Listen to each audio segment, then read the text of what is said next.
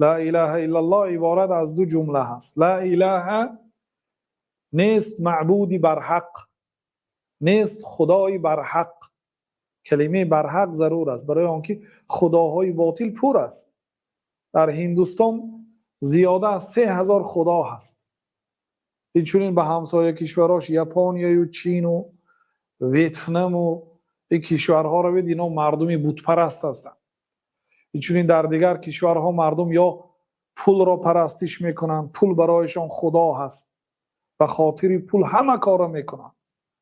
یا نفسشان، خدای خودشان نفس خودشان است، یا منصب را برای خود خدا گرفتن، یا یک آدم دیگر را برای خود خدا گرفتن. اینا خداهای باطل است. اینا خدا نامیده میشه تجاوزاً، ولی از اینا خدای حقیقی نیستن. اینا برای قرآن اینهای آلیه خداها گفته است.